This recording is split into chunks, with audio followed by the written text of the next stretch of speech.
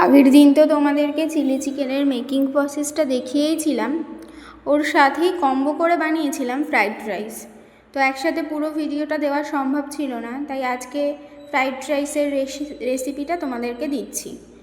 তো প্রথমেই আমি চালটাকে ভিজিয়ে রেখেছিলাম, আমরা দুজন খাবো সেই আন্দাজ মতো চাল ভিজিয়ে নিয়েছিলাম। আর পরিমাণ বুঝে জলটাকে বসিয়ে দিয়েছিলাম গ্যাসের ওপরে। ফোটাতে হবে প্রথমে জলটা একটু ফুটে এলেই তার মধ্যে দিয়ে দিতে হবে তেজপাতা, গোটা গরম মশলা আর সামান্য একটু সাদা তেল, আর পরিমাণ বুঝে লবণটা দিয়ে দিতে হবে। তারপরে ভাতটা ফুটে এলে সেটাকে জল ঝরিয়ে নিয়ে এরকমভাবে রেখে দিতে হবে। ঢাকনাটাকে খুলে রাখলেই ভালো হয়, না ভাতটা তাহলে ঝরঝরে থাকবে।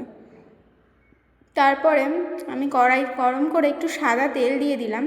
আর ওই চিলি চিকেন বানিয়েছিলাম তো, ওটার মধ্যে পুরো গোটা ডিমটা আমার লাগেনি, একটুখানি ডিম থেকে গিয়েছিল। তো কি করব সেটাই ভাবলাম, একটু ফ্রাই করে ডিমটাকে ফ্রাইড রাইসের মধ্যে দিয়ে দেবো, এরকম ঝিরিঝিরি করে। ওই জন্য ডিমটাকে ফ্রাই করে নিলাম।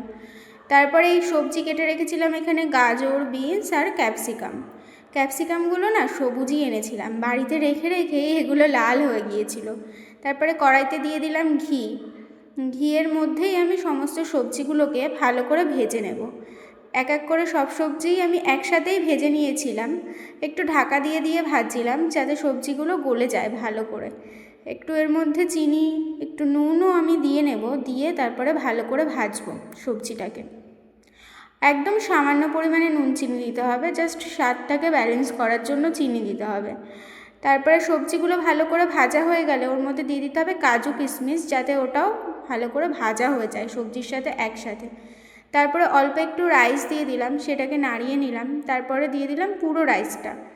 আর বুঝতেই পারছো আমরা দুজন খাবো, কোনো কিছুই বেশি দরকার নেই আমাদের। আর এই যেটুকু রাইস আমরা বানিয়েছিলাম এটাই আমরা দুজন মিলে দুবেলা খেয়েছিলাম। সবজিটা অনেকটাই বেশি হয়ে গেছিলো, একটু বেশি করেই সবজি দিয়েছিলাম।